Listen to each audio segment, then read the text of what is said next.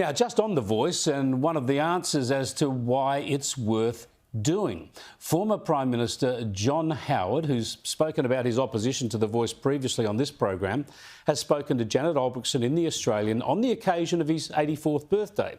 So happy birthday, Mr Howard. And he's posed the rhetorical question on the voice of why are we doing this to ourselves? Well, there are a number of important answers to this, such as advancing reconciliation and providing constitutional recognition in the practical way that Indigenous Australians have requested. But on the practical aspect, there is the prospect that the voice could and should deliver better outcomes, improve lives, improve the nation. And that argument just received a massive boost today through a Productivity Commission report that was signed off under the Morrison Coalition government. It looks at the nation's poor performance on closing the gap, despite the countless billions being spent, and it demands better Indigenous input. Consultation with Aboriginal and Torres Strait Islander people cannot be on solutions that are predetermined, says the Commission author. Governments need to allow Aboriginal and Torres Strait Islander people to make decisions for themselves and their communities. Yeah, giving Indigenous people a say on matters that affect them. That's what's needed, and that sounds a hell of a lot like a voice. And while the Commission doesn't want to get involved in politics, neither does it deny that the voice would be good for this job.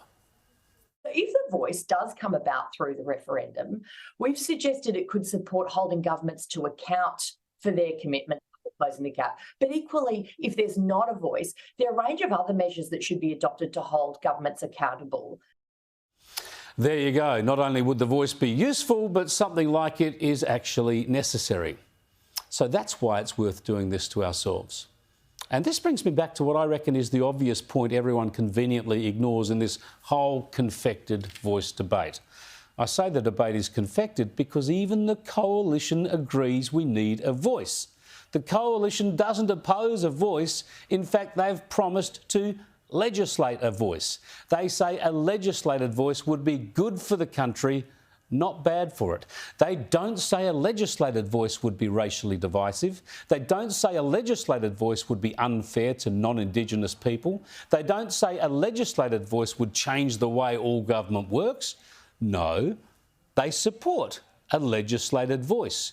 And there's no difference between a legislated voice and one mandated by the Constitution, except with the constitutional change, it's mandated. You can change it and reform it and make it smaller or larger or stronger or weaker, but you can't scrap it, at least not without another referendum.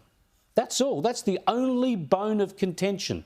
All the fear-mongering and all the scare campaigns are about being constitutionally committed to legislate a voice that the Coalition says it would legislate anyway. And by the way, the Coalition hasn't shared the details of what its legislated voice would look like either. After more than 2 centuries of settlement and 120 years as a federation, constitutionally guaranteeing a voice that both sides say is worthwhile hardly seems like a big ask.